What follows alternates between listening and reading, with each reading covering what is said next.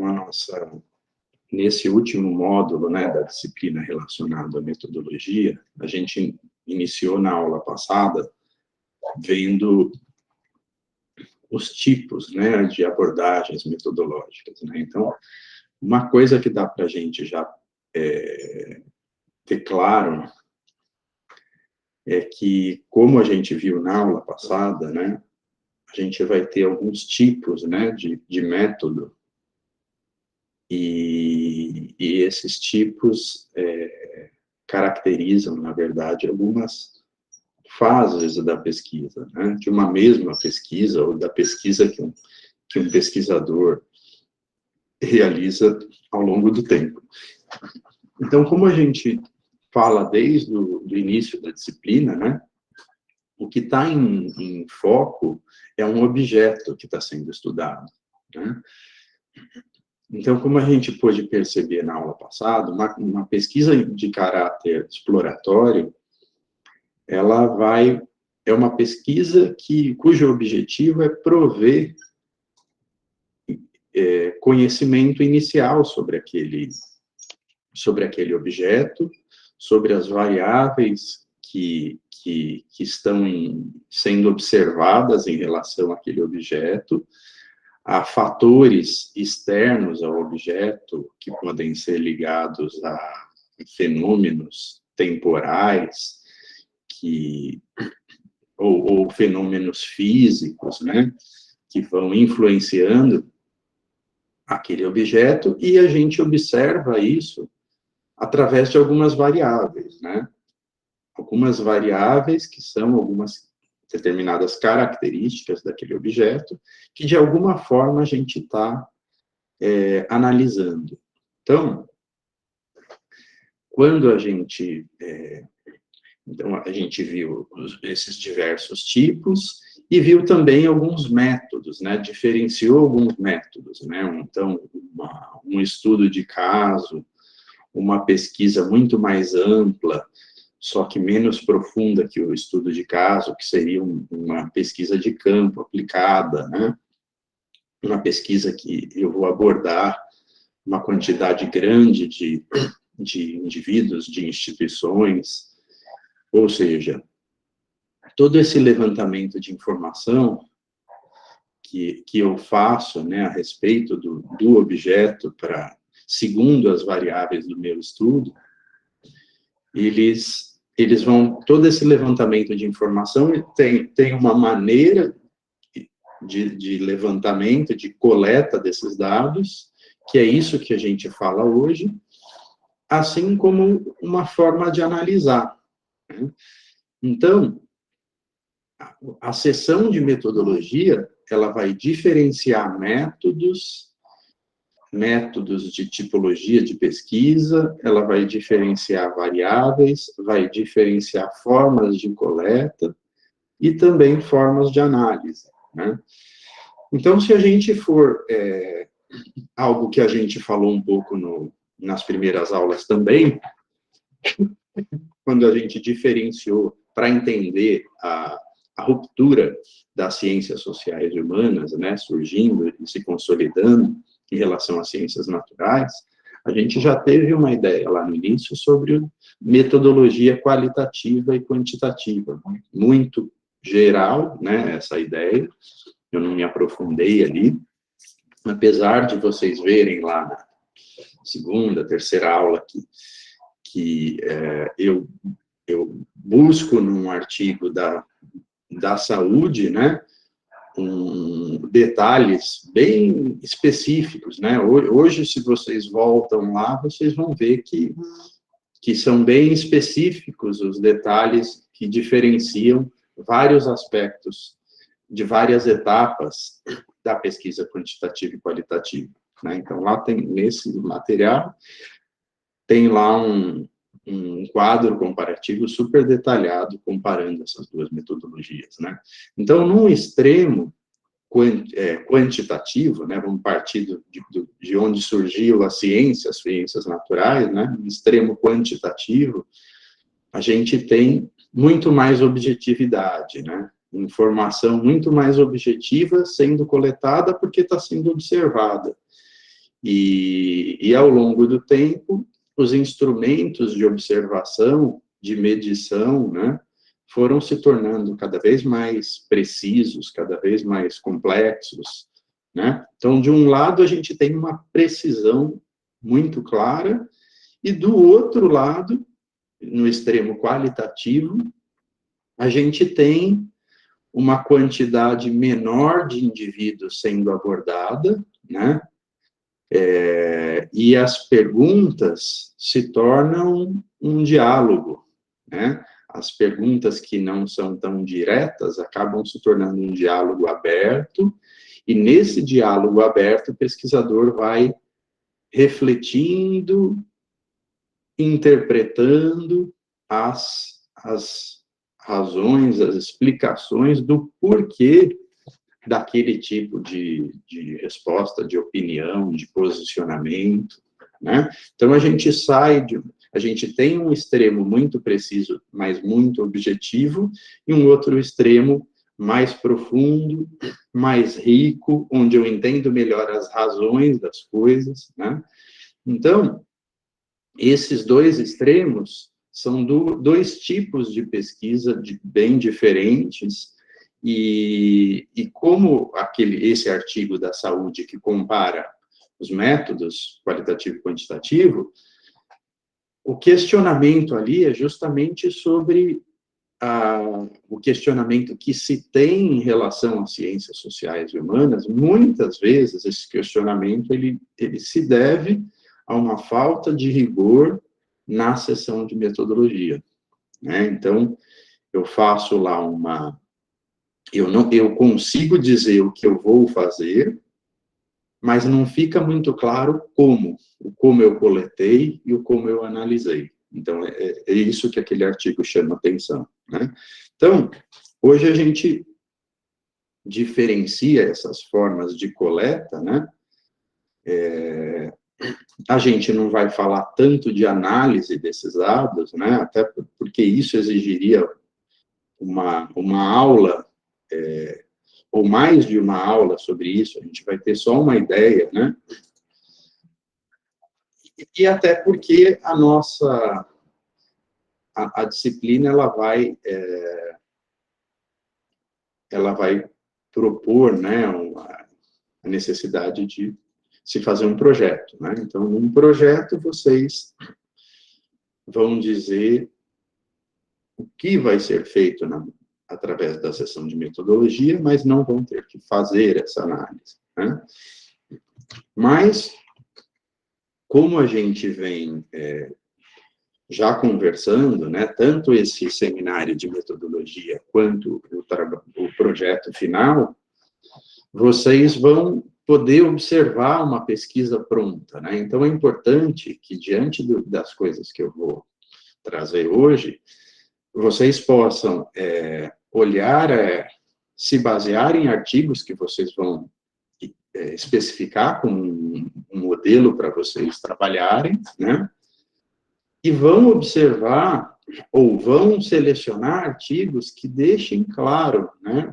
Ou seja, artigos que tenham uma seção de metodologia bem feita, bem clara, né? Que seja um exemplo nesse sentido, que fique claro o que está sendo coletado, como está sendo analisado. Você vai nos resultados e vê que aquilo foi feito daquela maneira, né? Então, a seção de metodologia tem que falar de algo que vai ser feito, e assim tem que ser feito. A ponto de eu pegar, partir, se eu tiver acesso aos mesmos dados, eu conseguir processar a informação, tratar essa informação da mesma maneira e chegar a resultados similares. Nisso está a integridade, né, do conhecimento, né, do trabalho científico, né? Eu consigo replicar aquele estudo, né? Isso é importante. E nisso, como a gente falou também, esse movimento de abertura da ciência vem insistindo, né, para que os dados de pesquisa possam ser acessíveis, ou seja, alguém teve um esforço muito significativo para coletar, muitas vezes, esse trabalho, esse esforço do pesquisador foi financiado com financiamento público, ou seja, esses dados, eles podem e cada vez mais devem estar disponíveis para que outros possam fazer uso. Então, a gente vai falar inicialmente de instrumentos de coleta, né? Para essa coleta, sistematização e análise, né? Então, vocês já devem ter tido alguma experiência, né? Você pega uma informação que você espera que você quer analisar, né? Se a gente pega, por exemplo, né? Se eu pego um exemplo bem simples, né? Eu falo assim, pessoal, a turma é nova, né? Falo, gente, a gente precisa de um meio de comunicação, me passa o contato de vocês. Um vai passar o Instagram, o outro vai passar o celular, número de celular, o outro vai passar o e-mail, ou seja, eu não fui claro, né? Todos esses são meios de contato, né? Então, isso precisa ser claro, né? E ainda assim, vocês já perceberam, por exemplo, vocês estão... Agora, isso falando de coleta, né? Eu preciso determinar antes, claramente, que variável. Então, a variável que eu selecionei para representar esse contato com alunos, ela é o e-mail. Por que uma variável? É uma variável porque eu vou ter, cada elemento, cada indivíduo vai ter a observação dele sobre esse assunto. Nesse caso, um não vai ser igual ao outro, de jeito nenhum, né? Mas se eu estiver analisando desempenho no curso de biblioteconomia, então eu vou, como vocês estão no segundo semestre, a maioria, eu vou tomar como variável para análise de desempenho a nota de vocês na disciplina de fundamentos do semestre passado. Legal, especifiquei isso na metodologia. Qualquer pessoa pode chegar e falar assim, não, mas a de fundamentos não é uma disciplina representativa, por isso. No primeiro semestre eu elegeria outra disciplina. Tá bom. Não quer dizer que todo mundo tem que discordar, né? Mas eu também não vou eleger a disciplina de fundamentos como a disciplina representativa de desempenho no curso de biblioteconomia no primeiro semestre, sem ter argumentos para isso, né? Então, eu vou ter dito na minha justificativa do estudo que evidências eu tenho da área da literatura de que essa é uma disciplina representativa para que eu avalie desempenho. Então, aí vocês podem dizer assim, né, questionando essa questão, vocês podem falar assim, tá, você está falando como representativa, mas isso não dá para generalizar, porque eu chego lá no curso da Unesp e a disciplina de fundamentos, os alunos já têm no primeiro semestre também, isso aqui eu estou inventando, tá, gente? Já tem no primeiro semestre também uma disciplina que é da introdução à organização da informação, que está muito mais no centro da questão do fazer bibliotecário.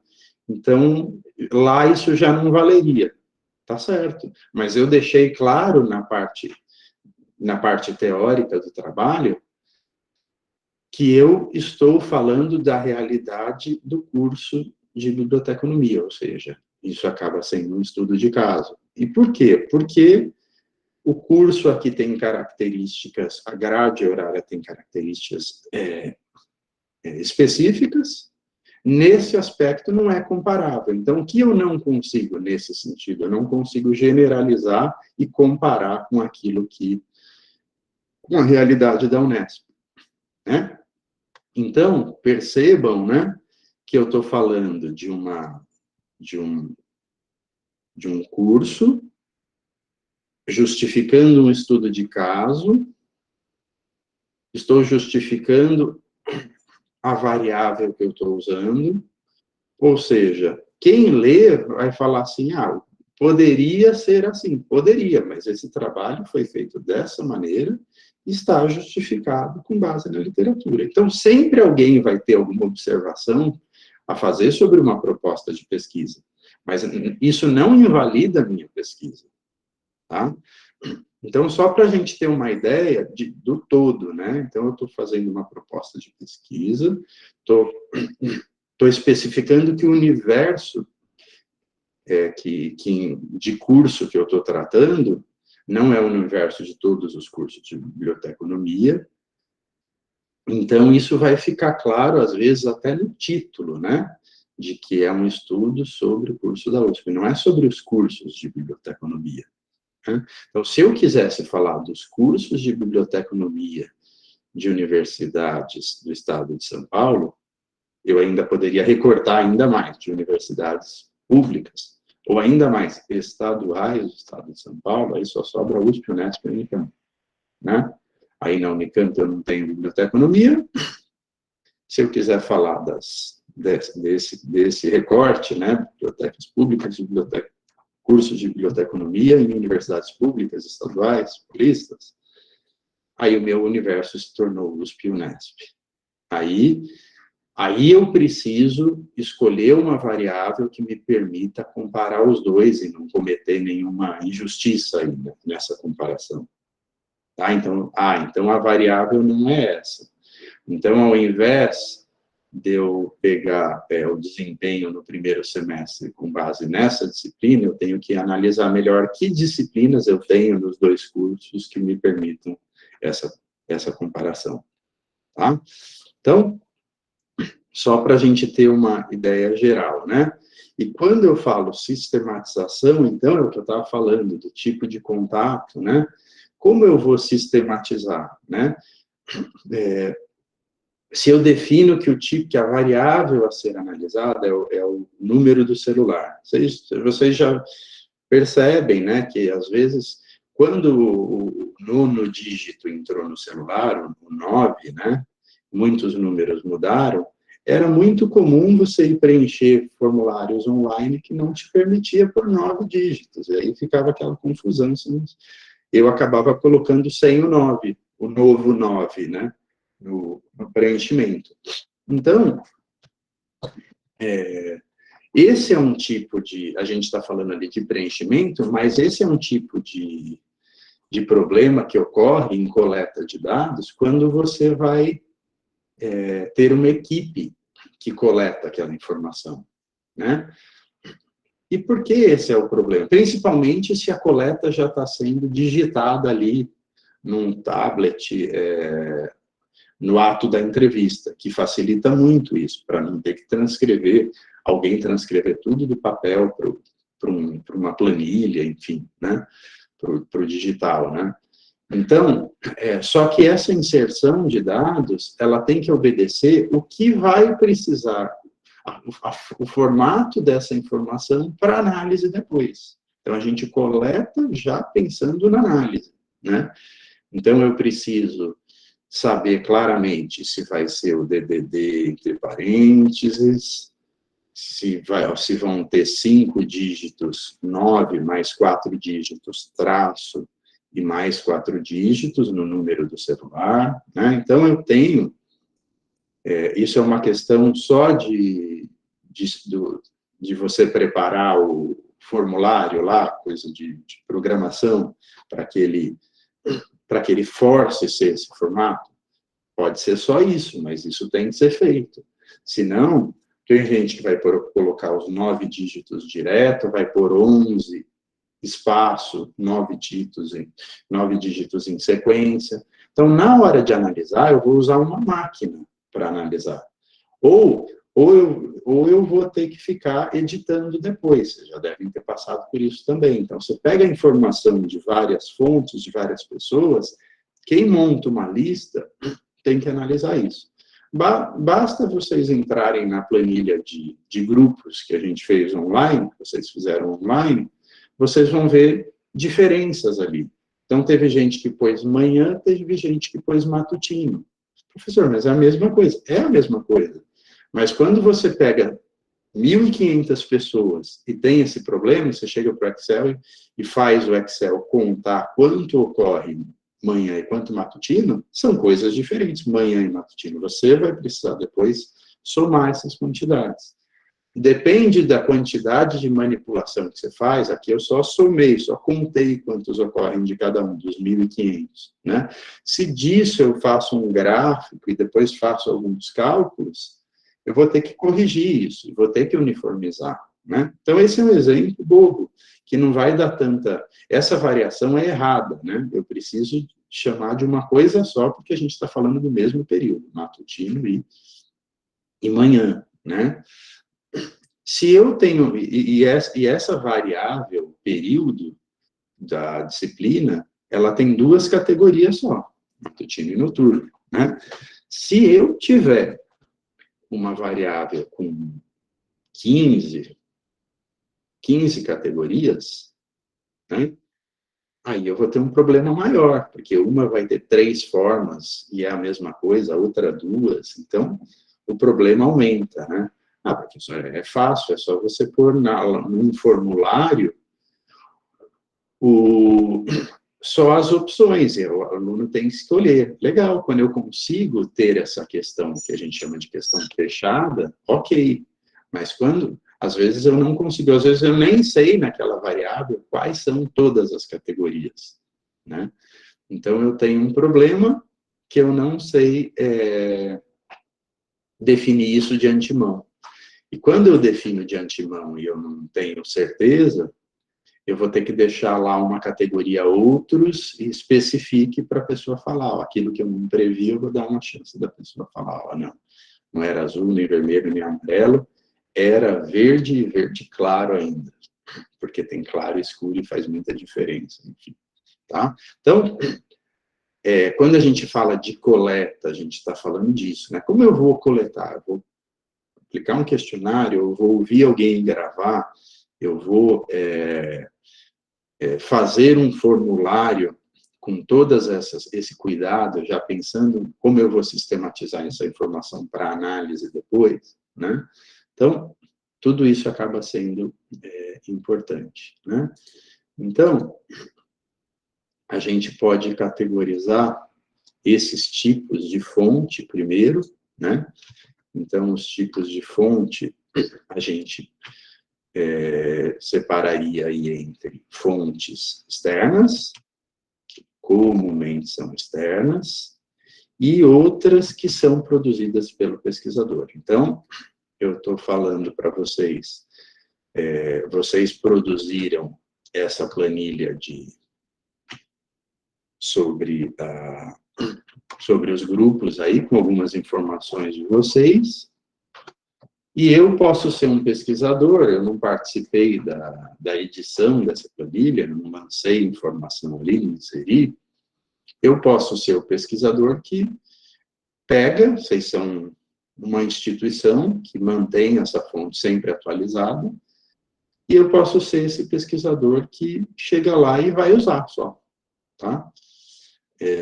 Mas é diferente quando eu vou fazer uma pesquisa e não recorro a nada pronto, eu vou coletar essa informação. Então, a gente tem esses casos aqui, né? A gente vai falar, nesse sentido, a gente vai falar se é amostra, se é população, e separar aqui observações de testemunhos, né? Então, testemunhos estão aqui, o que eu falo muito nos exemplos, né? Questionário e entrevista. E as observações estruturadas, pouco ou não estruturadas. Então, em todos esses casos, a gente está coletando informação, né? Então, pode ser nas ciências naturais, pode ser nas ciências humanas.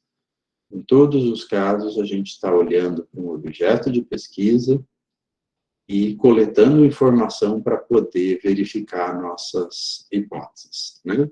E quando a gente fala de informação, a gente está falando de todo e qualquer vestígio deixado pelo homem, né? Então, esse vestígio podem ser imagens, fotos, podem ser fósseis, né? Podem ser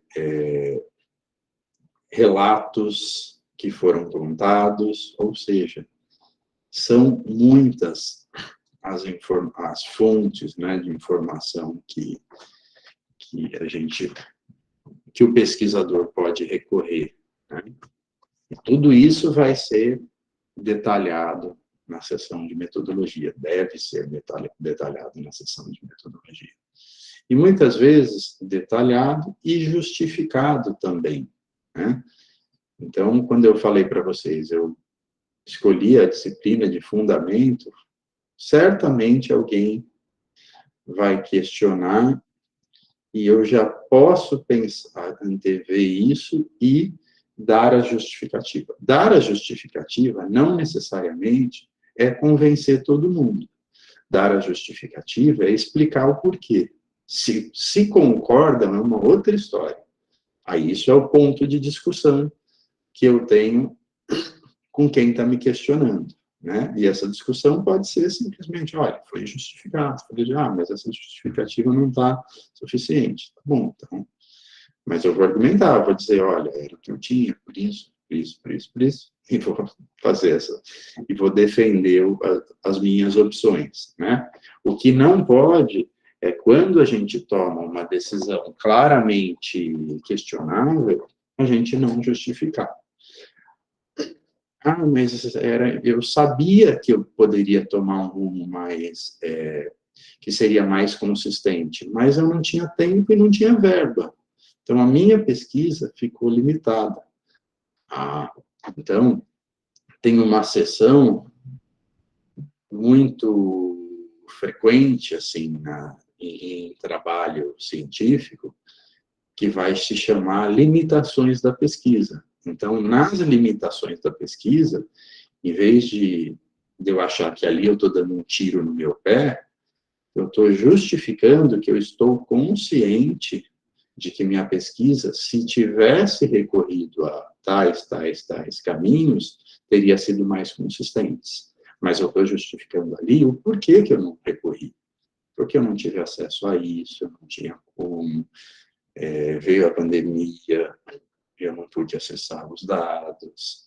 Então, gente, não é uma pesquisa incompleta, né? Eu não fiz a pesquisa, então não tenho a pesquisa, o meu trabalho não apresenta uma pesquisa, só tem as limitações. Não, eu tomei algumas decisões, por esse caminho, eu terminei minha pesquisa, mas eu sei que poderia ter sido melhor se eu tivesse acesso àquilo, aquele outro. Tá? Então, eu fiz modificações, né? Estou justificando algumas características que eu tive que alterar, né? No caso lá da palestra da China, ela tinha lá refrigerantes e as pessoas não percebiam, o público não percebia a diferença. Para eles, refrigerante era refrigerante. Ninguém nasceu sendo treinado a escolher se Coca era melhor do que Pepsi, do que Guaraná, né? Ou seja, esse tipo de instrumento para analisar a escolha não gerava escolha entre aqueles indivíduos, né? É a mesma coisa que eu for trabalhar sobre gosto alimentar com uma população que passa fome, né? Eu vou ficar discutindo gosto, que é melhor, né? Se eu tiver o que comer, eu estou feliz, eu não estou escolhendo comida, né?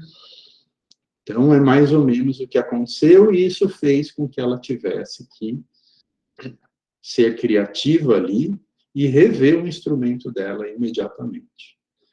Né? Chegou nos mesmos resultados? Certamente não, né? Mas ela faz lá uma discussão sobre isso, né? Então, a gente vai ter como fonte aqui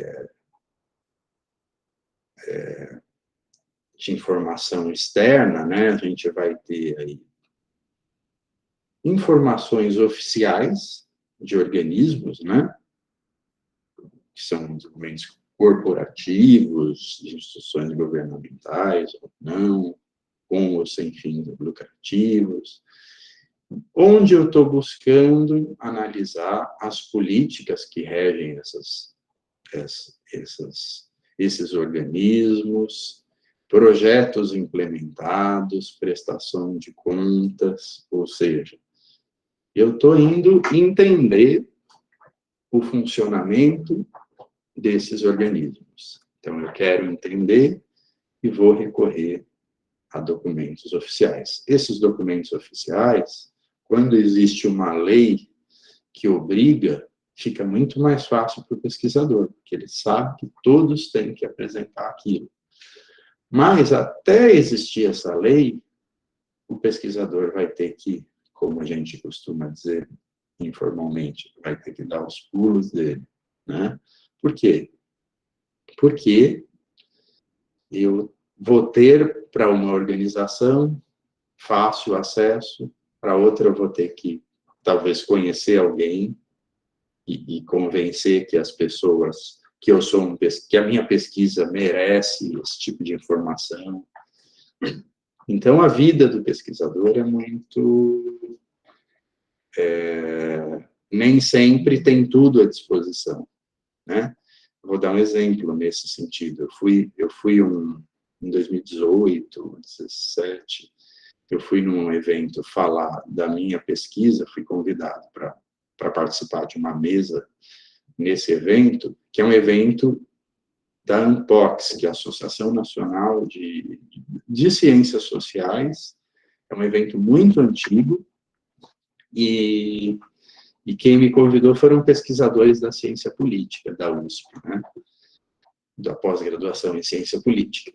E era num lugar que não dava muito para ir de avião, em Minas, e eles iam de carro e me ofereceram carona. Aí a gente foi conversando, eu tinha acabado de conhecê-los, e eu aproveitei, isso foi bem quando começou a Polícia Federal começou a atuar. Quando começou o Sérgio Moro a trazer essa quantidade abrir essa quantidade de processos, e gente sendo presa, né? E, como eu estava com pesquisadores de ciência política, né? Eu fiz a simples pergunta para eles, né? Eu falei assim, gente, onde estava essa Polícia Federal antes de tudo isso acontecer, né? Eu não quis perguntar assim, o que fazia essa Polícia Federal. Eu sei que a Polícia Federal tem uma questão em relação à fronteira, um monte de coisa, mas não aparecia isso, né? Aí um deles virou para mim e falou assim, você está perguntando para a pessoa certa, que era o outro, né? Ele faz uma pesquisa sobre essa atuação da pesquisa da Polícia Federal. Aí ele começou a me contar sobre isso, tal, e mais, por que eu estou contando isso para vocês? Porque vocês vão perceber bem nesse exemplo como é a vida do pesquisador para ele chegar à informação em algumas vezes, né? O que ele fez, né? O que ele vinha fazendo para conseguir entender? Porque qual era o foco da pesquisa dele? Ele estava estudando, ele queria analisar as políticas da Polícia Federal, ou seja, ele queria entender da cúpula da Polícia Federal como essas ações passaram a acontecer, vinham acontecendo, como iniciaram, né? E aí ele disse o seguinte, que ele vinha coletando bastante informação do site da Polícia Federal. Então, ele entrava no site, ia pegando, sei lá, se era notícia, eu sei que ele ficava lá no site, muito tempo no site. E a Polícia Federal, ela analisa quem está acessando o site dela. Um dia, grampearam ele, né? Ou seja, pegaram as informações, viram quem ele era, e o curioso desse pesquisador, que foi um papo um papo na estrada ali, e até para combinar nosso encontro onde, etc., ele que ia de carro, esse que estava estudando a Polícia Federal, é que ele não tinha, até aquele momento, aparelho, smartphone, não tinha celular, né? Então, ele escolheu não ter celular. Não, acho que nunca tinha tido celular. Então, o contato com ele usava Facebook, diz que ficava atento quando as pessoas que trabalhavam com ele sabiam que ele estava sempre ali atento no Facebook, enquanto trabalhando. Se quisesse falar com ele, era no telefone lá da sala dele na USP, ou Facebook, no máximo, e ele não tinha celular. E ele lá no site, então, pegaram informação sobre ele, talvez por e-mail, ligaram na USP, a Polícia Federal, e chamaram ele lá. E chamaram, assim, ele imediatamente disse que era um pesquisador e quiseram entender melhor.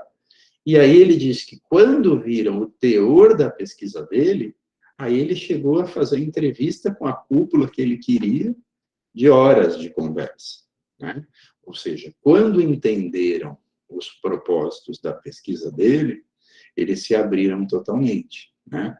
Então, ele passou de um suspeito para um pesquisador bem recebido, e conseguiu tudo o que ele precisava, né? Então, a gente fazer pesquisa, em alguns casos, assim, dependendo das instituições, das escolhas que são feitas, né? Da necessidade de informação que a gente estabelece, pode implicar até em risco, dependendo da pesquisa, né? Então, só para a gente ter um exemplo, né? E um outro tipo de documentos são documentos pessoais, né? Então, a gente, esses documentos pessoais podem ter caráter científico ou não, né? E advém da produção, pode advir da produção intelectual, emocional, literária de um indivíduo, né? Então, tem pesquisas que recorrem a cartas, né? Cartas do Albert Einstein, né? Por exemplo, cartas da Anne Frank, né?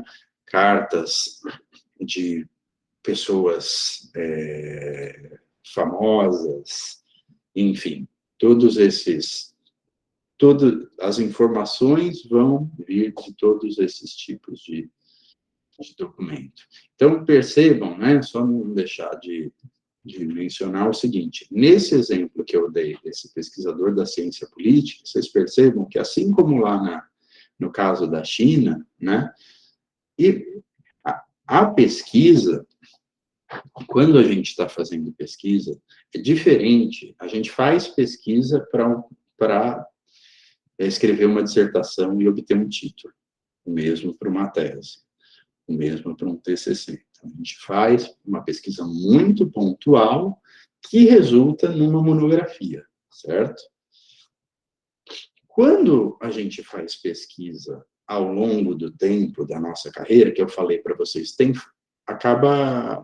a gente acaba percorrendo aquelas fases, né? Primeiro exploratória, para conhecer, fazer perguntas mais concretas, né?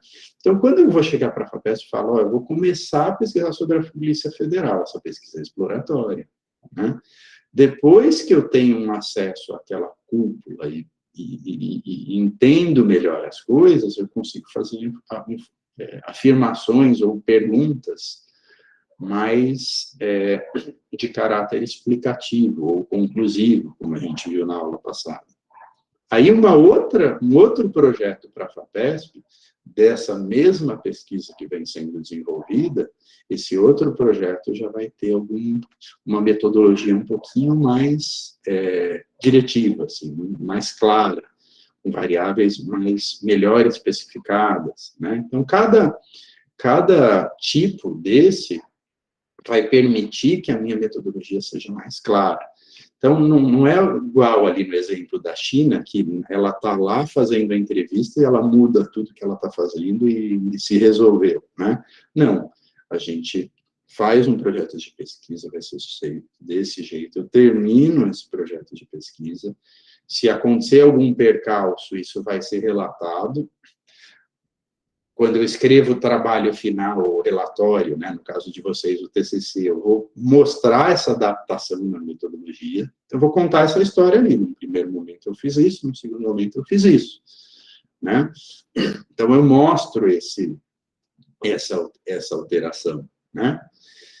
E depois, numa outra fase, como esse pesquisador, que ele teve toda uma entrevista, aí quando ele for relatar num artigo científico isso, ele vai contar o que se tornou a pesquisa dele, não vai precisar relatar essa alteração de rumo, tá? Só para a gente entender que a metodologia, ela não deixa, ela é uma foto da decisão final do que se tornou a metodologia, quando eu tenho tempo para isso, né? Quando a minha pesquisa me permite. Estou realizando lá um projeto, FAPESP, de 2 anos, às vezes de 4 anos.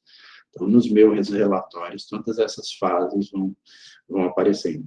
Por que nos relatórios? Porque no relatório eu conto essa coisa contínuo, né? O que foi se desenrolando e explicando tudo isso. Quando eu tiro uma foto, que é um artigo, aí eu pego aquela fatia e falo, ó, aí eu já conto a metodologia na sua versão final, né? Então, é isso que foi feito. Tá? Então, o trabalho pronto é uma fotografia de algo, de decisões que foram tomadas para a metodologia, para análise dos resultados, etc.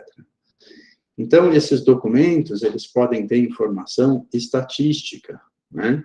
Ou seja, eu estou pegando aspectos socioeconômicos de uma população, né, de um grupo, do grupo que eu estou analisando, né? Esses dados, nesses documentos, normalmente, eles podem estar ali brutos ou já tratados. O que é bruto? Bruto, eu te pergunto assim, eu estou te entrevistando e pergunto, qual é o seu salário? Né? Se eu estou pensando que eu vou ter que tratar essa informação depois, eu já poderia definir faixas salariais.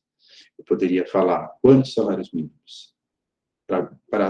Porque eu não preciso de tanto detalhe, tão preciso, eu preciso só diferenciar o que é maior e o que é menor. Ah, então eu não preciso nem de quantidade de salário mínimo, eu posso fazer faixas de salário mínimo, até 5, 5 a 10, 10 a 15.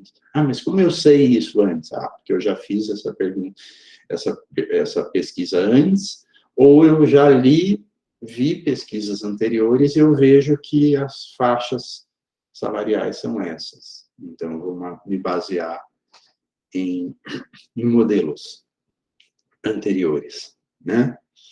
Então, tudo isso eu estou definindo porque eu vou precisar analisar. Então, para que eu vou... por que eu já não pulo etapas, né? Se eu já percebo que outras pesquisas já trataram e definiram classes de antemão, né? Para que eu vou pegar uma informação tão bruta, né? Então, às vezes eu vou priorizar uma fonte que já me traga essa informação tratada. O caminho contrário é impossível.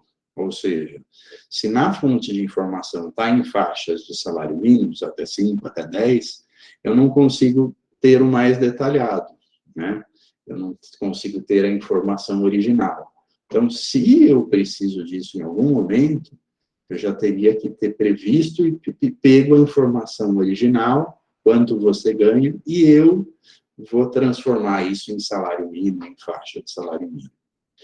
Só que a informação bruta original, ela custa mais. Mas como, professor, custa mais? Não custa nada, eu vou perguntar. Você vai perguntar para o respondente, ele não vai querer dizer. Ele vai se sentir mais tranquilo em falar uma faixa, em apontar uma faixa, porque ele não se sente falando o salário exato dele, né? Ou, às vezes, não é o salário, mas é assim, uma pesquisa que eu fiz para o supermercado, que eu falava assim, quanto você gasta em supermercado por mês? Muita gente não sabia. Então, é uma precisão muito que faz a pessoa não te responder, porque ela não consegue, ela não controla isso. Mas ela já se sente mais segura em falar assim, olha, em faixas de R$200, né, até 200, 200 a 400 e assim por diante. Ou, se for tão difícil assim, faixas de 500, até 500, entre 500 e 1000, você ajuda as pessoas na precisão, em alguma precisão, né? Então, tudo isso é o que a gente vai aprendendo quando a gente está levantando informação sobre aquela variável específica. Puxa, professor, é difícil.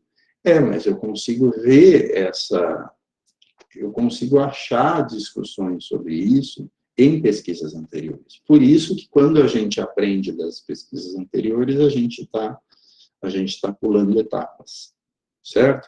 Mas isso, ninguém chega a esse ponto, pelo menos nos artigos científicos, no nível de detalhe, né? Mas quando eu vou num evento da minha área, que as pessoas lidam com aquele objeto de pesquisas, eu vou ver no evento, a apresentação, a pessoa comentando as dificuldades, e no fim da apresentação dela, eu vou até ela, e vou perguntar, e vou aprender e pular etapas com isso, né? Então, a gente tem várias maneiras de entender esse processo, né? De ir, de escrever para um pesquisador, pedir para conversar com ele, né? São várias as maneiras. Então, documentos estatísticos, aí diários íntimos, correspondência a outros escritos, em que pessoas contam suas experiências, descrevem suas emoções, expressam percepção em si mesmas, dossiês, artigos de jornais e periódicos e as publicações científicas, como artigos de revistas, atos de congresso, de colóquios. Ou seja, eu vou lá atrás entender o que a ciência da informação falava sobre determinado aspecto naquele momento, né? Por quê? Porque nem tudo está dito no documento impresso. Então, eu vou lá entender essas atas, né? Ou seja, o que foi relatado sobre o evento, né? Mensagens eletrônicas e comunicações orais. Então, vocês veem que as mesmas informações mudam ao longo do tempo de formato, né?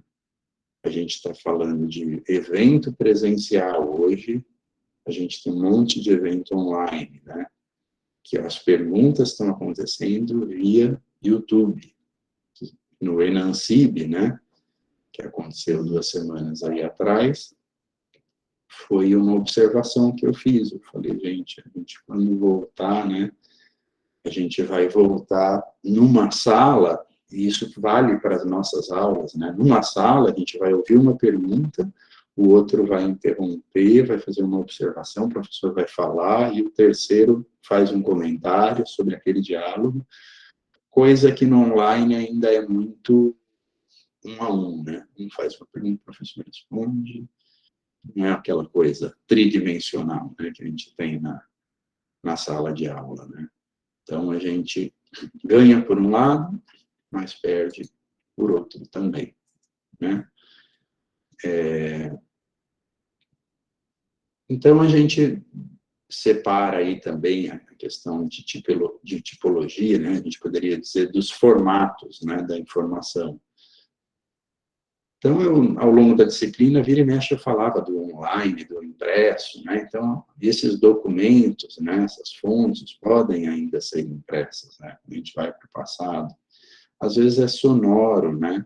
Esse é a facilidade de acessar, ela não é tão observada, né? Porque eu posso acessar existe uma preocupação, gente, por exemplo, o PDF, né? Esse tipo de arquivo que a gente usa muito, foi uma maneira de achar um arquivo, de determinar um arquivo texto legível, né? Então, você pensa o seguinte, se você me manda um documento em Word e eu tenho um Macintosh, eu tenho que ter o Word do Macintosh, né? Ou do iOS, né? Da Apple. Se você me dá um documento no Word mais recente, né? Que é .docx, eu tenho que ler com essa versão de software. Se eu tiver um Word desatualizado ainda, .doc, e antes de haver o DocX, parece que o DocX resolveu essa questão um pouco mais, não mudou tanto, né? Ficou DocX, né? Mas a gente tinha muita dificuldade quando a gente tinha o Office, sei lá, tinha o Office, não lembro agora, 2007, depois teve um 2009, antes era o 2003. Quando a gente vai salvar ali em algum software do Office, a gente pode salvar com versões anteriores, né? Então, essa questão, ao longo do tempo, é um grande problema. Se você pega um documento Word muito antigo hoje, a chance de você não conseguir ler, ela existe, né? Documento dá erro na hora de abrir, né? Então, o PDF veio resolver esse tipo de questão. Sobre documentos de vídeo e sonoros, isso é mais sério ainda, porque você mudou, né? Assim como no computador, você tinha antes, né, do pendrive, você tinha DVD, CD, disquete antes, você tem um problema grande, né? Hoje você tem muito notebook que não tem mais um leitor de DVD. Então, se o material está lá na biblioteca, na instituição, em CD, em DVD, em disquete, eu tenho um problema aí, né? Então, isso exige o quê? Que a instituição, se ela quer preservar aquilo, ela ainda vá atualizando esses formatos aí, né? Então, existe esses percalços, né?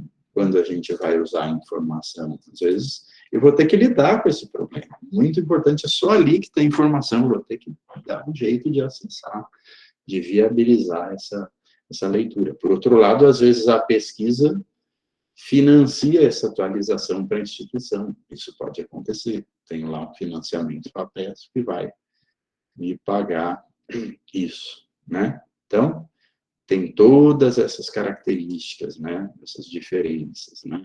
Então, esses documentos, uma vez que eu acessei, né, eu vou ter que fazer uma triagem antes de serem analisados, criticados, julgados enquanto qualidade de seu conteúdo em relação às necessidades da pesquisa. Então, legal que eu acessei o documento, mas quantos deles têm a informação que eu preciso? Em quantas atas de reunião das várias instituições que eu estou analisando, a pessoa que preparava a ata era rigorosa no sentido de dizer todo mundo que estava na reunião, o que foi dito. Então, vai ter um jeito de fazer a ata que é mais resumido que outro, né? Então, essa uniformidade que implica no conteúdo do documento vai gerar diferença e pode me fazer não ter as respostas em todas as que eu preciso em todas as atas. Isso se torna uma questão que eu vou ter que lidar também, né? Então, são percalços aí que a gente vai passando, né? De uma maneira bem mais simples, né? Eu vou tratar com documentos antigos e impressos, então, parte deles eu precisava de um restauro 30 anos atrás, esse restauro, a página já está ilegível, né? Estado de conservação, né? Nisso tem um papel aí da área, né? Nesse aspecto também, né? Mas quando eu sou pesquisador, eu vou ter que lidar com o estado que as coisas estão, né? Então, coleta vai manter o foco no problema, nas premissas, para que eu possa dar a minha resposta. Tá? Então, a gente falou de documentos, de tipo, de estado, de conservação, de características. Agora, a gente vai lidar com a questão de quais documentos representarão aquela população, né? Às vezes vai ser uma amostra, às vezes eu não vou ter condição de selecionar tudo, né? Então, essas amostras, elas podem ou não ser probabilísticas, né? Então, a gente tem tipos em cada uma dessas categorias, né? A diferença marcante, né, que na técnica, nas não probabilísticas, eu não recorro ao acaso, ou não recorro ao sorteio, né? Na probabilística, sim, né? Ou seja, qual é a diferença, né? Eu não tenho nem todos os elementos, né, diferente da probabilística, nem todos os elementos da população têm oportunidade conhecida e diferente de zero, não nula, de fazer parte. O que é diferente? Falando mais simples, né? O que é eu ter chance diferente de zero de ser sorteado? É eu ter chance, né? Então, é simples assim, ó. Eu vou fazer um sorteio entre vocês e um de vocês fala, não tinha um papelzinho com meu nome, eu não tinha chance de sair, isso é injusto. Então, a amostragem probabilística, ela dá a chance de todos serem sorteados. Então, quando eu faço a primeiro tipo aí, a amostragem aleatória simples, estou fazendo uma pesquisa com os alunos do curso de biblioteconomia, todos do curso da ECA. Eu preciso de uma listagem com todos os nomes, não importa como eu faço o sorteio, se eu numero 500 alunos e uso um software que sorteia um número, 2 ou 3, de 1 a 500, né? Então, eu tenho software que faz isso hoje, aleatoriamente, né? E que faz um sorteio mesmo, ou eu pego lá o papelzinho e faço 1 a 500, eu tenho uma lista e dou o número de cada um, e faço esse sorteio como num bingo, vai. Então, eu estou dando a chance para todos. Isso é interessante? É interessante, né? Existe pesquisa que vai analisar quão aleatórios são os processos, né? Então, tem várias formas de determinar de recorrer a métodos de aleatorização, ou seja, de sorteio, né? Por exemplo, eu posso olhar um relógio, o computador tem esse relógio, né? A gente está vendo hora e minuto. Eu olho aqui no cantinho do meu computador, aqui no Windows, fica ali o reloginho hora e minuto, né? Mas o computador, ele tem o segundo, ele tem um milissegundo. Então, se eu quero fazer um sorteio de até 1000, eu pego os milissegundos e faço e tiro uma foto ou paro o computador num determinado momento. Eu não tenho como falar assim, não, vou esperar os milissegundos estarem entre 800 e 900 que eu vou ter uma chance de ser sorteado. Não tenho como, é muito rápido. Então, retirar um número num dado momento ali, congelar ali, pá, peguei o número, isso é uma forma de aleatorização. Não tenho como esperar ou aumentar minhas chances, tá? Nesse sentido, né? E há várias maneiras também de buscar números aleatórios, né? Coisas da natureza também, né? Existem sites que fazem esse tipo de coisa. E tem software hoje que, com base no relógio, no exemplo que eu dei, software que vai pegar e vai tirar os números sorteados, né? Então, que sentido tem isso numa pesquisa que eu vou fazer? Então, lá na EASH, né, no curso que a gente tinha lá uma pesquisa prática, no primeiro semestre, os alunos teve lá um semestre que os alunos foram fazer entrevista no metrô, né? Então, quando eu estou fazendo entrevista no metrô, fica difícil de eu caracterizar a origem das pessoas, onde elas moram, né? Porque no metrô vem gente de todo lado, né? Então, essa característica não pode ser uma característica essencial na minha pesquisa. Então, se eu quero falar por exemplo, eu estou fazendo uma pesquisa sobre a Zona Leste de São Paulo, ou se eu estou fazendo sobre um bairro de São Paulo, eu vou precisar, como eu garanto a aleatoriedade? Se eu estou dando a chance das pessoas serem sorteadas. Então, por exemplo, pegar uma lista do censo, dos domicílios daquela... Foi isso que eu fiz quando eu fiz a pesquisa para um supermercado num bairro de Indaiatuba. Eu recorri ao mapa do bairro, não era um bairro grande, e aí eu numerei quarteirões, e depois, nos quarteirões, eu tinha que pegar... Nos quarteirões numerados que eu sorteei, eu tinha que pegar algumas casas. Que essa é o terceiro grupo aí, a amostragem por estratos. Ou, por estratos não, por grupos. Segundo, por grupos. Então, eu quero pegar pessoas. Para mim, naquele caso, o que importava eram famílias, que era a renda daquela família, a comida do mercado era para cada família, né? Então, eu precisava de domicílios. Só que se eu sorteasse os domicílios, para começar, eu não teria acesso à lista de domicílios, porque eu tentei isso com o IBGE, isso seria caro para eu comprar, só por um bairro.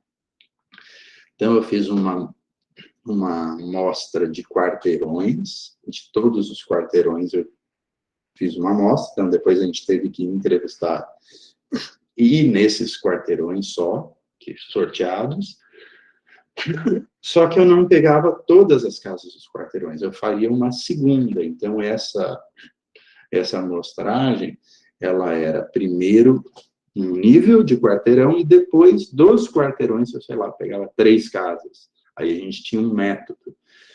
Todo entrevistador, quando chegava no quarteirão, não pegava a casa da esquina onde ele chegou. Ele pulava 2. E depois entrevistava essa primeira, pulava 3 casas e pegava outra. Para não sermos guiados pela aparência ou pela facilidade. Alguém está ali na frente da casa e fala, eu já vou pegar essa.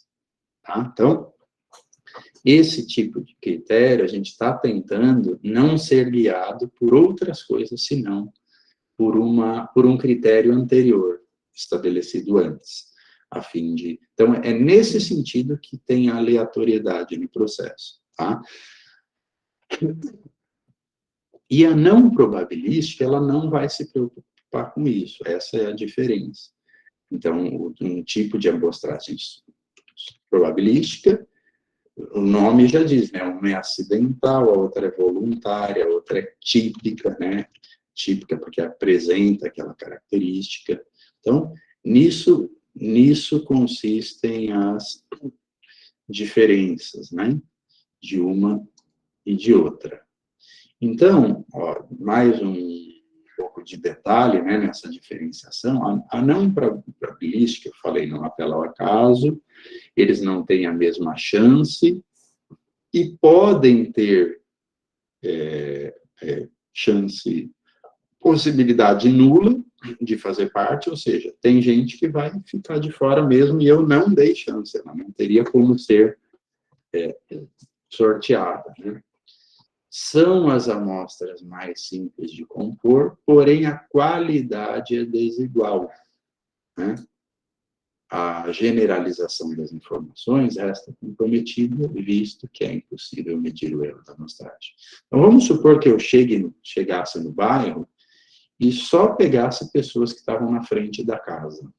Eu poderia ter já resolvido a situação, ou seja, a quantidade de casas que eu podia pegar, num canto lá do bairro que as pessoas se conhecem muito, fica todo mundo ali fora no fim de semana. Legal, peguei as pessoas mais sociáveis do bairro. E o outro canto, eu não peguei ninguém. Vamos supor que esse tipo de característica, vamos supor, aqui, só para ficar bem simples, né? Esse contato todo das mais sociáveis fazia com que essas pessoas tivessem hábitos mais similares e comprassem por isso no mesmo mercado e tivesse uma característica mais parecida, e eu precisava das informações do outro lado.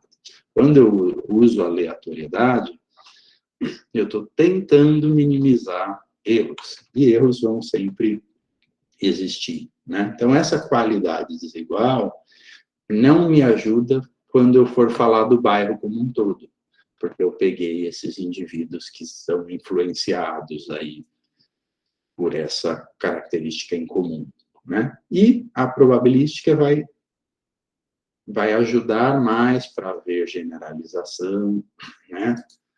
Então, a amostra acidental, ó, ela é conforme a conveniência. Esse é o nome dessa amostragem também. Tem livro que vai chamar de amostra por conveniência, né? Então, às vezes, a conveniência é essa que eu falei agora. Eu tô numa amostra de conveniência, porque eu peguei todo mundo que estava na frente ali. Eu não recorri à aleatoriedade, né? Em alguns casos, ou seja, nas não probabilísticas, o número de entrevistas não vai estar muito claro, né? Então, vamos supor, ó, como isso, né? Vamos supor que eu não sei as cores que vocês vão escolher. Vocês são uma população de 1.000 pessoas. Aí eu começo, qual é a sua cor preferida? Azul, a outra vermelho, a outra verde, azul, vermelho, verde, vai. Eu falo, nossa, são 3 cores. Aí daqui a pouco aparece amarelo. Aí daqui a pouco não aparece mais nada. Eu estou lá no 110 dos 1.000 e não aparece outra cor. Eu falo, já não está tendo muita variação, eu paro. Tá? O amarelo apareceu menos vezes, mas não apareceu marrom. Então, num determinado momento, eu paro de fazer essa análise, né? As chances de seleção dos indivíduos é desigual nesse caso, né? Então, fica difícil de eu fazer uma afirmação tão probabilística, que eu já vou dar exemplo para vocês, né? Amostra de voluntários. Quando eu trabalhava lá no Cielo, que ficava dentro da Unifesp, que era a Unifesp ali, a primeira Unifesp, que era só saúde, né? Antes de criar outros campi de outras áreas, né, da Unifesp. Então, ali tinha muito, a gente recebia os e-mails do pessoal da universidade, que recorria a funcionário para buscar interessados em participar como voluntário de estudos, né? Esse tipo de busca, ele é quem aceitar está valendo. Então, não tem como ser uma amostra probabilística, né? Eu não posso falar assim, eu quero todo mundo saber, todo mundo da população que tem diabetes, porque eu quero fazer o teste de um remédio. Então, eu vou convocar todo mundo. Não é assim. Então, essa tem que ser voluntário, né? Pesquisa típica, né? Ou seja, só os indivíduos que apresentam aquele fator, né? Não tenho como também recorrer a todos. Quem apresenta é com quem eu tenho que contar, né? Eu estou analisando, por exemplo, numa pesquisa típica, uma população de uma cidade que passou por uma catástrofe, né?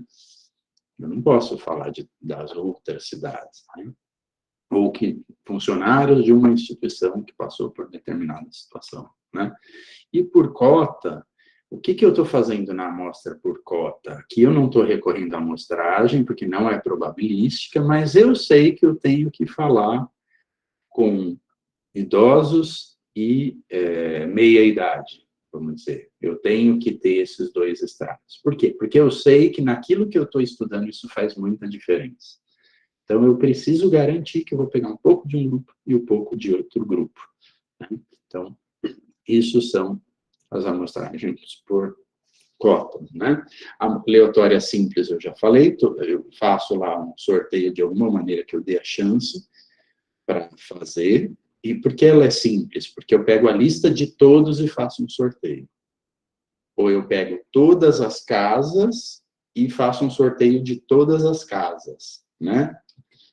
Na por grupo, né, eu vou pegar primeiro um agrupamento de elementos, que seriam quarteirões, e sortear, e depois eu vou no interior desses agrupamentos e faço outro desses subgrupos, eu vou pegando mais. Então, quero fazer uma pesquisa, ampliar isso, né? Do Brasil todo. Se eu for selecionar dos municípios, eu estou perdido, eu vou gastar muito, eu vou ter que ir para, às vezes, para uma cidade para pegar uma casa só. Isso vai acontecer certamente, né? Mas se eu consigo ver que região, por exemplo, norte, que é onde a gente vai ter mais áreas sem habitação, né, Amazônia, e eu sei que eu consigo, naquilo que eu estou estudando, eu tenho um grupo meio homogêneo de uma cidade inteira, eu sei que a característica é aquela, eu não vou precisar pegar tantas pessoas desse grupo. Poucas pessoas representam esse grupo. Ou seja, no que eu estou estudando, quanto mais homogêneo, né, menor a amostra que eu tenho que coletar dali. Então, assim, em cada variável de estudo, em cada foco das pesquisas, a gente vai aprendendo e melhorando a representatividade das nossas amostras, a ponto de não precisar mais fazer essa amostragem com todo mundo. Eu vou melhorando, né? Assim seguem as pesquisas de mercado, né? Essas pesquisas de institutos de pesquisa que repetem sempre a população, né? E a amostragem por extrato é igual a por cota, só que aí eu forço que a proporção na população seja igual na amostra. Então, se eu tenho 20% da população que são idosos, e o restante meia idade, eu vou garantir que na minha amostra eu tenha também 20% de idosos. Eu mantenho essas proporções de representatividade na amostra, tá? Então, a gente vai, eu não vou empreender nesse detalhe, que é coisa que eu já comentei, né? E a gente passa para a observação. A única coisa que eu queria falar de amostragem, né? Eu faço na disciplina de estatística, de introdução à estatística, eu faço um exercício de amostragem toda vez, que é o seguinte: a gente compra um pacotinho de MM do mesmo tipo, né? E a gente conta a gente escolhe uma cor, por exemplo, escolhe o azul, e a gente analisa duas variáveis, né? Cada aluno abre o MM, cada aluno abre o seu pacote, e a gente encara cada pacote como uma amostra, né? Uma amostra da população de MMs da linha de produção de MM, né? E a gente define duas variáveis para entender esse processo de amostragem. Uma, se a gente escolhe o azul, por exemplo, a gente usa duas variáveis, ou seja, duas maneiras de contabilizar, mensurar a quantidade de azul. Ou seja, quantos confeitos azuis tem no pacote de cada um, pacotes obviamente mesmo tamanho, e qual a representatividade percentual. Então, tem um pacotinho que vai ter 2, outro vai chegar até 7, por exemplo, e o percentual vai de 5% a, sei lá, 15%. Então, eu faço, toda vez que eu dou essa disciplina, eu faço esse exercício. E a gente vê o quê? Que o comportamento das diferentes amostras segue um padrão. Não quer dizer que sempre vai ser o mínimo 2 e o máximo 7 azuis. Até variando cor, a gente vê isso acontecendo, né? Mas o que a gente percebe é que a quantidade de variações, ela segue um padrão. É isso que está por trás dessa teoria de amostragem. Então, sem muita complexidade de cálculo, a gente entende esse processo do porquê que as coisas se comportam assim. E por quê? Porque essas amostras todas saíram da mesma população, né? Então, a minha coleta vai apresentar a diferença da outra coleta do outro, né? Quando eu faço pesquisa. Mas esses resultados que vão ter variação, eles têm um limite de variação. E é esse limite de variação que faz a gente poder fazer cálculo probabilístico, né? Que cálculo, como vocês veem na pesquisa eleitoral, olha, eu tenho, quando a gente fala assim, os votos desse candidato, eles foram na pesquisa eleitoral, né? Os votos, não, porque está na pesquisa ainda, né? Mas assim, a intenção de voto a esse candidato no segundo turno, ela vai de 35% a 43%, com 95% de confiança. O que quer dizer esse 95% de confiança? Quer dizer que de todas as possíveis amostras que poderiam ter sido tiradas daquela população, aquele tamanho de amostra, 95% delas dariam esse resultado entre 35% e entre 42%. 5%, esse meu intervalo erraria para 5%. Poxa, professor, mas 5 é muito. Mas 95 também é muito, né? Depende do ponto de vista, né? Então, 5 é muito de erro. Como que você tem que fazer para diminuir o erro? Você tem que ter uma amostra maior. Como você tem que fazer para não errar? Trabalhar com a população inteira, né? Mas é muito custoso trabalhar com a população inteira. Então, com o tempo, estudando aquele mesmo assunto, você vai validando a sua amostra e vendo que aquele tamanho de amostra te levou a uma observação interessante. Tá? Então, às vezes, a gente não vai analisar a população inteira, tem esses dois tipos, grosso modo, aí, diferenciando o aleatório do não aleatório, com algumas várias possibilidades, né? E agora a gente vai partir para coleta, né? Coleta por observação. Então, essa é a forma de coleta que proporciona ao pesquisador contato mais próximo e real com o objeto estudado. Lembra que depois de observação, a gente vai falar de testemunho, que é questionário e entrevista. A gente está falando de algo agora, essa observação, ela é mais profunda, contato mais próximo com o objeto estudado, né?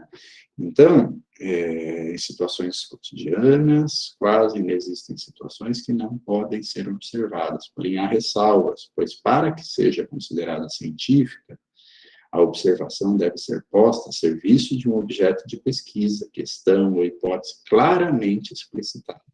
Tá vendo?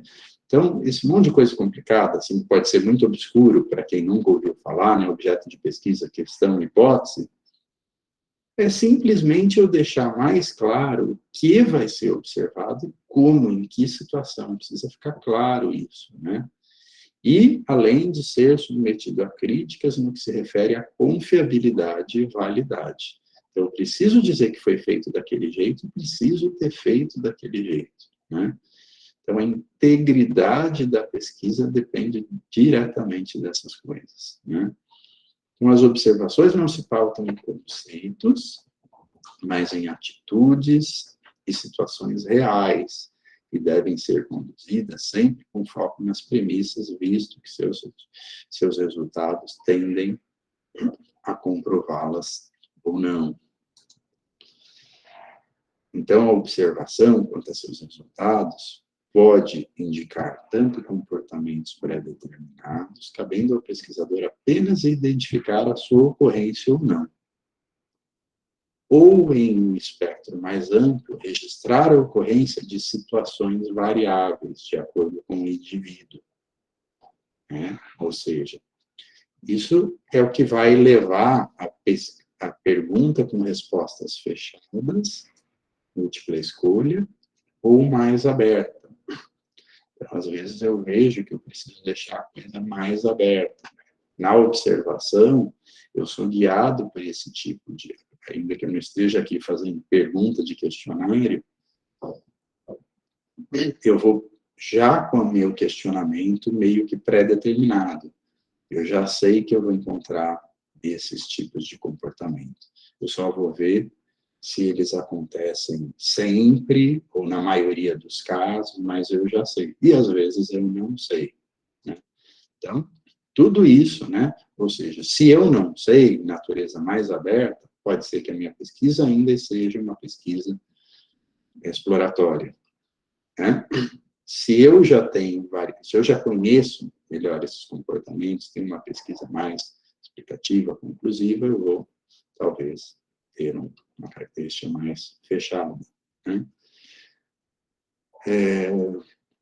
A delimitação do universo ocorre em duas categorias de informações, a natureza contextual e a categoria que diz respeito aos comportamentos da amostra observada.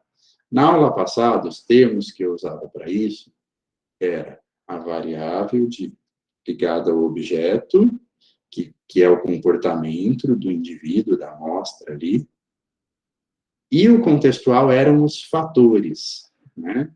Então, legal, o sujeito está lá, tem aquele elemento químico, tem aquela característica, mas sob pressão, variando a temperatura, esse comportamento dele é afetado. É mais ou menos o que a gente está fazendo aqui, ou pensando aqui, no contexto social, né? Isso enfatiza o fato de que a aplicação da observação pressupõe o domínio do campo estudado de todos os aspectos e variáveis possíveis de ocorrência e que podem ser de interesse para a pesquisa. Então, essa pouca pré-determinação de como vão ser as coisas numa pesquisa exploratória pode ser a característica da pesquisa de um pesquisador novo, mas um pesquisador experiente vai fazer também pesquisa exploratória, conhecendo melhor aquilo que ele espera encontrar, né? Então, não quer dizer que a pesquisa exploratória me livra de, antes de propor a realização da pesquisa daquela maneira, me livra da necessidade de conhecer melhor o contexto, né? Então, por isso que a gente recorre a pesquisas anteriores, a gente se informa antes de chegar na proposta da nossa pesquisa. Por isso que a gente insiste tanto no projeto da pesquisa, porque o projeto é uma primeira fase. Então, os alunos, para entrar na pós-graduação, propõem um projeto, eles já ouvem questionamentos sobre esse projeto na entrevista. Aí, entrando, ele vai sentar com o orientador dele, isso vai acontecer no TCC 2, né? A gente discutiu o projeto em TCC 1, TCC 2, na hora da execução, venha o toque do orientador, especificando alguns rumos, correções de rumo que precisam ser feitas, né? Então, essas observações, aquela questão de aberta, fechada, né, vão implicar que elas sejam, às vezes, estruturadas, né, ou não. Então, às vezes, essa estruturação vai ocorrer, de fato, e às vezes vai ser simplesmente vai ter uma característica mais aberta, né? Essa seria estrutural, ainda não me prender tanto aqui no detalhe, né? Comentar, chegar aqui na não estruturada, chamar atenção, né? A observação estrutural pressupõe a observação sem guia. Baseia-se também na hipótese, mas, porém, há mais envolvimento do pesquisador. Ou seja, ele precisa atuar mais porque ele não tem questões já pré-definidas que a própria estruturação daquilo que vai ser dito, do que se pensa sobre aquele determinado assunto ou outro assunto, isso não está definido antes, né? Ou seja, o pesquisador aqui ele tem que se envolver mais, né? tem a desvantagem da possibilidade de alterar o comportamento dos sujeitos observados em função da presença do pesquisador, né? Então, esse envolvimento dele traz influência, mas, às vezes, é o caso. Pode-se, como alternativa, ocultar a condição de observador, mas isso, às vezes, vai embarrar em princípios éticos. Quem decide sobre princípios éticos, né? Essa é uma pergunta, essa é uma questão importante, né? Então, em áreas da saúde, existem comitês de ética. Então, toda pesquisa que é feita numa universidade, desde a iniciação científica até a pesquisa lá do professor, que está na carreira há muito tempo, ela precisa passar, a proposta de pesquisa precisa ser submetida ao comitê de ética, e esse comitê de ética vai aprovar que não infringe questões éticas, né? Então, sempre que pesquisadores vão ser... Isso começa, para vocês terem uma ideia, né? Nessa questão de integridade da pesquisa, a questão ética vai estar envolvida aí. Isso nas ciências sociais, por muito tempo, não foi tão rigoroso. Por quê? Porque na saúde você está entrando, você está fazendo a pessoa ingerir algo que vai mexer com o organismo dela, um teste de remédio. Ainda que ela esteja esclarecida, esse comitê vai garantir, assim, que o limite de problema que o problema que aquela substância pode causar está dentro de um limite aceitável, que permite que o simples fato de quem aceitou participar, realmente o risco é calculado, enfim, né? Então, nas sociais, isso, com o tempo, vem se tornando mais necessário, ainda que o problema seja menor, né? Mas hoje em dia a gente tem muito mais rapidamente, né, assim, muito mais como parte de processos legais, a questão de assédio moral, né?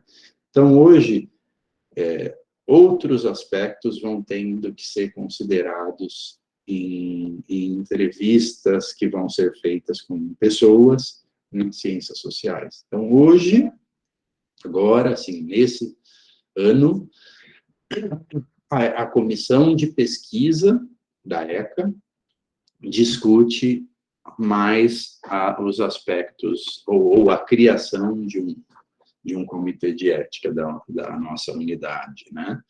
Então, eu já tive aluno que fez entrevista, e que no mestrado, né, e que no momento recorreu a um comitê de ética que tinha na IACH, né? Então, as unidades de ciências sociais humanas tinham menos, e a IACH, como uma unidade nova interdisciplinar, então, você tinha lá pesquisadores que trabalhavam junto no mesmo curso de saúde sociais. Então, isso fez com que eles já tivessem logo um comitê de ética.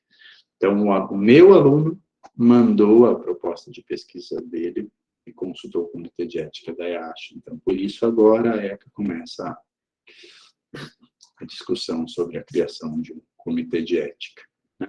Então, a gente passa aos testemunhos, né? Então, testemunhos são questionários ou entrevistas, e o que vai diferenciar os tipos é essa estruturação ou não, né? Ou seja, quanto de estrutura eu coloco, né? Então, questionário, a gente recorre a eles quando há necessidade de conhecer a opinião de uma determinada população acerca de determinado assunto. Tal como nas observações, as questões elaboradas devem ser claras e refletir a hipótese a fim de possibilitar sua comprovação ou não, né? Além de perguntas, a gente pode recorrer a enunciados, né, cujas opções de respostas podem ser definidas por meio de indicadores, alternativas ou por escala, preferencialmente a escala de Likert, né? Então, a escala de Likert vai ser aquela escala que vai categorizar ou vai transformar em números as categorias. Então, seria aquele, por exemplo, aquela escala que vai te colocar num extremo, concordo totalmente, discordo totalmente, concordo parcialmente, discordo parcialmente. Em alguns casos vai haver o meio termo em cima do muro, uma posição neutra. Outros casos não, você não permite a posição neutra. E você atribui valores. Então, eu chamo de, se eu tenho os dois extremos, e eu tenho 5 categorias de cada lado, parcialmente, quase parcialmente, totalmente, quase totalmente, parcialmente, eu tenho 5 categorias de cada lado, eu dou para o positivo, eu dou para a categoria mais alta, mais 5, mais 4, mais 3, mais 2, mais 1, 0 ou não, permito o neutro ou não, menos 1, menos 2, menos 3, menos 4, menos 5. E o que eu faço com isso depois? Eu uso como uma variável quantitativa. Então, é muito útil para eu ver, em média, assim, quanto que aquele grupo pendeu para o positivo ou para o negativo. Ou ficou no meio. Se eu tenho uma quantidade parecida do lado positivo e negativo, eu vou acabar no meio. Então, fica difícil de eu tomar uma decisão que é mais favorável ou não. Então, a escala de Likert vai permitir que eu faça contas, né, depois, com essas alternativas aí, né? Então, eu estou estruturando a minha resposta, estou forçando que a pessoa selecione, não está aberta para ela dissertar sobre o assunto. Ah, mas a pessoa, não, eu concordo, mas aí tem uma, dependendo da circunstância, aí eu discordo, né? Você dá um microfone para alguém, às vezes você não consegue uma decisão, né? Então, aí depois de ouvir a pessoa falar 5 minutos, você fala assim, mas e aí? Você não dá para eu falar se eu sou mais, porque depende muito, né? Então, quando eu faço uma pesquisa exploratória e me deparo com essa dificuldade do respondente em chegar numa conclusão, aí eu posso ver que eu posso ter que quebrar essa pergunta em duas. Eu falo, se for assim, você é favorável? Mas se for assim, não. Por quê? Porque eu percebi que alguns respondentes separavam aquela minha questão em duas situações. Eu falo, poxa, eu não previ isso, né? Às vezes a literatura poderia ter dito já isso para mim, olha, eu poderia ter achado essa evidência na literatura. O comportamento é assim nessas condições. Então, o meu questionário, ele é informado, ele é estruturado com base em informações anteriores. Então, o meu instrumento, ele já está melhor, né? Vocês já devem ter passado por isso. Você vai responder alguma coisa, um formulário, alguma coisa, você fala assim, ah, você está me perguntando isso, ali em cima perguntou aquela outra coisa, você vê pouca reflexão em cima do instrumento, né? Então, esse processo de refinar um instrumento é um processo muito importante que vai acontecendo ao longo do tempo, no contato que eu tenho com aquela questão, né? E com o público também, a questão e o público, porque o público, ele muda, né, ao longo do tempo. Então, eu preciso acompanhar isso, né? A oferta de alternativa de respostas favorece o entendimento das questões pelo entrevistado, de acordo com o sentido proposto pelo pesquisador, né? Então, isso é o que eu comentei lá em relação a salário, etc. Você vai facilitando a escolha, né? Quando você uniformiza, ou seja, se você estrutura as questões, você está uniformizando as respostas, né? Ou seja, então, você quer facilitar uma interpretação única dos participantes.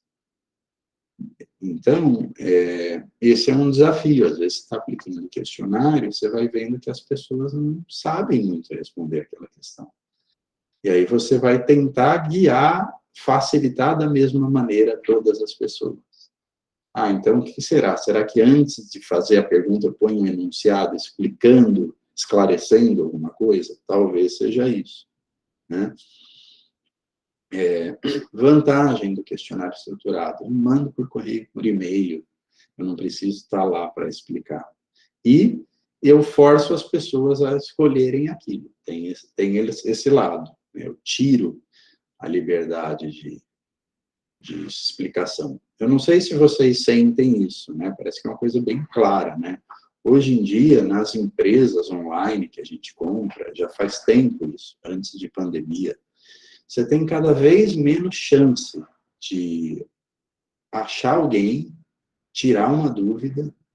Está cada vez mais fechado o processo. Cada vez se assume que as pessoas sabem o que tem que ser feito, que está muito bem explicado lá. Eu tenho um usuário na Lojas Americanas que faz um tempo que minha senha, sei lá, que eu não lembrei, se eu mudei em algum momento, eu não consigo mais acessar. E eu não consigo, por telefone, não consigo, me envia uma nova senha, nada funciona, não chega o e-mail para mim, eu não consigo falar com ninguém. Eu tive que desistir de comprar com o meu usuário, tive que criar um da minha esposa, e eu não consegui sair daquilo, não consegui falar com pessoas. Você entra lá por telefone, as opções não te levam para nada que me ajude nisso. Então, quando a gente está indo para uma estruturação maior, por necessidade, né? Imagina, o universo de clientes online, você atender as questões não é fácil. Então, pode ter sido uma decisão da empresa, gente, dando mais chance que a gente perca, mas é tanto volume de gente que a gente tem comprando que a gente pode perder. É mais viável perder do que ter um time gigante de atendentes para cuidar dessas questões. Então, são decisões que a gente faz, é isso que acontece na pesquisa também, quando a gente estrutura, né? A gente está deixando algumas pessoas mais insatisfeitas em alguns momentos, às vezes a gente facilitou a vida da pessoa, tem que responder lá, ela vai responder. Com isso a gente traz, às vezes, viés, problema, né? Então, ó, taxa de retorno de questionário é uma coisa que fica, que é bem sério, né? Então, uma vez eu precisei fazer atuar numa pesquisa com o sistema de bibliotecas da USP, foi feita uma pesquisa sobre plágio acadêmico com todos os alunos da pós-graduação. Então, a pró-reitoria mandou esse e-mail para todos os alunos, para nós. Então, a gente teve acesso a todos, mas respondia quem queria. E aí eu tive que escrever no relatório dessa pesquisa que tipo de amostragem foi, caracterizar essas coisas, né? Aí eu fui ler sobre esse assunto. Aí eu fui ver nas pesquisas, muitas pesquisas que são feitas sobre aplicação de questionário, ou seja, pesquisa sobre pesquisa, né? Eu fui ver que existem pesquisas hoje que mostram a diferença de percentual de resposta entre as áreas. Então, na área da saúde, na área das humanas, quando você envia questionário por e-mail, é uma taxa de resposta que se observa em várias pesquisas meio parecida, e que você consegue aumentar tantos por cento quando você manda o segundo e-mail, o terceiro e-mail, e talvez o quarto e-mail é desnecessário, você deveria parar e analisar aquilo que você recebeu. Então, tem gente que analisa todas essas etapas. E quem vai fazer uma pesquisa já fica sabendo disso de antemão e já se prepara para enviar, né? Então, é nesse sentido que eu falo que a gente tem como pular etapas, né? Olhar para experiências anteriores e já planejar nossa metodologia pulando essas etapas, né? Então, são aspectos, né, que envolvem os questionários. E os questionários abertos, né? Ou seja, as respostas são abertas. Então, o que quer dizer isso? Que eu, talvez, não consiga, com facilidade, comparar as respostas depois. Então, pensa assim, ó, num primeiro momento, eu estou fazendo pergunta aberta. Numa outra pesquisa, eu já consigo ver pelas respostas que eu posso determinar algumas categorias e deixo o outros lá. Aí, depois de um tempo, eu vou vendo quantas respostas são na resposta A ou B, e no outros, o que está surgindo no outros. No outros começou a surgir um assunto ali de resposta que vai virar C. Então, isso vai acontecendo ao longo do tempo, né? E assim por diante. E os questionários mistos vão combinar essas coisas, as respostas abertas, algumas questões abertas e outras fechadas, né? Entrevista, né? Entrevista, sim, então eu quero... os questionários, eles podem não ser respondidos. Tem essa questão do percentual de não resposta, né? Quantos da minha amostra não responderam, né? Então, a entrevista é uma alternativa que garante a resposta. Porque eu faço contato, marco com a pessoa e eu vou ter resposta, né? Então, nisso, a entrevista é melhor. Só que não dá para eu fazer a quantidade de entrevistas que eu faria de aplicação de questionário. Então, é aquela coisa do mais profundidade, menos entrevistados. Menos profundidade, mais resposta a questionário, né? Então, tem que decidir por isso, né? Pode haver a necessidade de recrutar outras pessoas para auxiliar na coleta, porém, isso exige treinamento. Então, é melhor, mais fácil de contar com uma equipe, treinar a equipe para aplicar um questionário, e isso ainda é um desafio, mas para a entrevista ainda é mais delicado, né? Então, você ouve depois, você é o pesquisador que líder ali, né, daquela pesquisa, quando você vai ouvir a entrevista que o outro fez, você fala, ai, mas por que ele não perguntou isso nessa hora? Não levantou a informação que era principal. Então, ainda, por quê? Porque era um aspecto que não estava no script, saiu ali uma fala, se fosse eu teria perguntado aquilo. Então, nisso está a falta de uniformidade, né? Então, esses são os desafios aqui. Então, as entrevistas vão ser estruturadas, vão ser semi-estruturadas, né?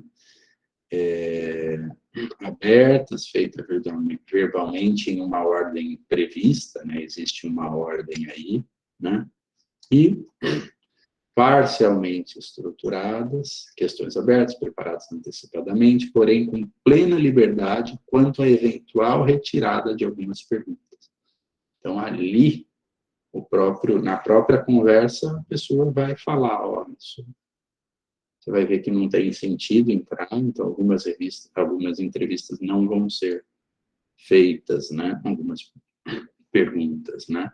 E a não estruturada é aquela em que o entrevistador se apoia em vários outros temas e talvez em algumas perguntas iniciais previstas antecipadamente, para improvisar em seguida as suas outras perguntas em função de suas intenções. Essa é o típico repórter, né? Ele vai lá, e do que vai saindo, ele vai... Qual é a dificuldade aí? Comparação depois, né? Quanto mais gente você tem, maior dificuldade você vai ter de comparar, né? Mas, então, qual é o certo? Não é o certo, né?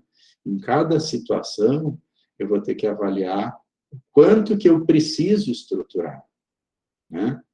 Então, se eu estou num estudo de caso que eu vou lidar com uma instituição, eu não tenho a preocupação de, nas 10 instituições que eu vou, se aquelas perguntas que eu fiz são aplicáveis a todas, que é a questão um outro aspecto de USP e Unesp que eu falei, né? Então, estou pesquisando aqui só um estudo de caso com a USP. Se eu incluo o Unesp, eu preciso de uma metodologia que torne as coisas comparáveis, traz um pouquinho mais de exigência na minha proposta, né?